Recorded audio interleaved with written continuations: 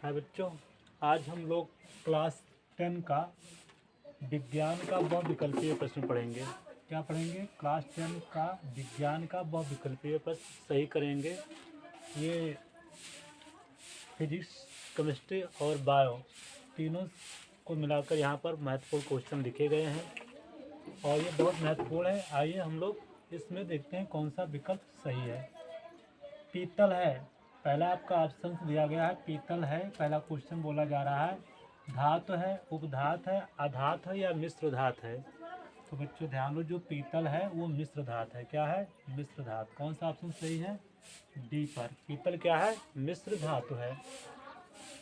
C2H6 का IUPAC नाम है। C2H6 का IUPAC नाम है तो ये है एथेन। क्या है बच्चों? एथेन। अगर कार्बन 1 है तो मेथ, कार्बन 2 है तो मेथ, अगर कार्बन 1 है तो मेथ, अगर कार्बन 2 है तो एथ। तो क्या बच्चों यहाँ पर जो कार्बन कितने हैं? 2 हैं और ये हाइड्रोजन 6 है जिसमें से सब सिंगल बॉन्ड द्वारा जुड़े होते हैं। तो ये क्या है? एथेन है। C2H6 का IUPAC नाम क्या है बच्चों? एथेन। क्या है? एथेन है। शुद्ध वायु है, शुद्ध वायु किसका मिश्रण है आपको बताना है। समांगी मिश्रण का, धातुओं का मिश्रण, यौगिकों का मिश्रण या इनमें से कोई नहीं। तो समांगी जो शुद्ध वायु है वो समांगी मिश्रण है। क्या है? समांगी मिश्रण पे हम लोग टिक करेंगे। अगला क्वेश्चन, ऊर्जा का मुद्रा या सिक्का है। जो ऊर्जा का मुद्रा है या सिक्का है किसे कहा जाता है? या ऊर्जा का सिक्का किसे कहा जाता है? तो DNA का, RNA का, ATP का। तो ऊर्जा का मुद्रा कहा जाता है ATP को। कहा जाता है बच्चों? ATP का। हो सकता है DNA RNA का फुल फॉर्म या ATP का फुल फॉर्म पूछे तो ये भी बता सकते हैं। आपका DNA का फुल फॉर्म होता है डीऑक्सी राइबो न्यूक्लिक अम्ल। इसका DNA का, RNA का राइबो न्यूक्लिक अम्ल। तो बच्चों DNA का फुल फॉर्म क्या होता है? डीऑक्सी राइबो न्यूक्लिक अम्ल। RNA का राइबो न्यूक्लिक अम्ल। अगर ATP का पूछे, क्या पूछे? ATP का फुल फॉर्म तो एडेनोसिन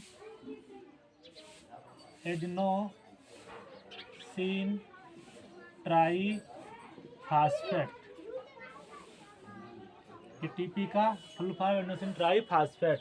तो आपको मालूम हो गया कि DNA का फुल फॉर्म क्या होता है? डीऑक्सी राइबो न्यूक्लिक अम्ल, RNA का राइबो न्यूक्लिक अम्ल और ATP का एडेनोसिन ट्राई फास्फेट होता है। तो ये समझ में आ गया कि ऊर्जा का मुद्रा किसे कहते हैं? ATP को। क्या कहते हैं? ATP को। एक क्वेश्चन और बच्चा, ऊर्जा का पावर हाउस किसे कहते हैं? ऊर्जा का पावर हाउस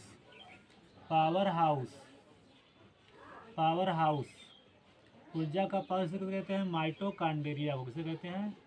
माइटोकॉन्ड्रिया को। किसे कहते हैं? माइटोकॉन्ड्रिया को।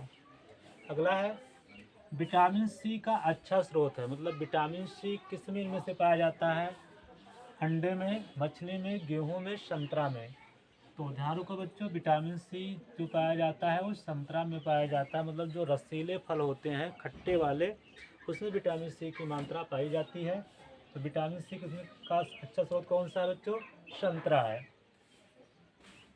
मनुष्य में पाचन किस अंग से शुरू होता है? मतलब जो मनुष्य भोजन करता है उसकी शुरुआत किस अंग से हो रही है? मुख से हो रहा है, यकृत से, छोटी आंत से, पित्ताशय से। तो मनुष्य में पाचन का शुरुआत जो होता है वो मुख से होता है, क्योंकि मुख में सबसे पहले भोजन लिया जाता है और उसी पर चबाना शुरू किया जाता है। तो मनुष्य में भोजन का पाचन की शुरुआत कहाँ से होती है? मुख से होती है। यकृत स्रावित करता है, मतलब यकृत से कौन सा रस निकलता है? लाल निकलता है, जठर रस निकलता है, पित्त रस निकलता है या कोई नहीं? तो पित्त रस निकलता है बच्चों। क्या निकलता है? पित्त रस। एक पुष्प के मध्य भाग को कहते हैं, मतलब जो पुष्प होता है वो पुष्प के मध्य भाग को, एक पुष्प के मध्य भाग को कहते हैं, एक पुष्प के मध्य भाग को कहते हैं। तो एक पुष्प के मध्य भाग को कहते हैं। तो बच्चों ध्यान रखो, ये पुष्प के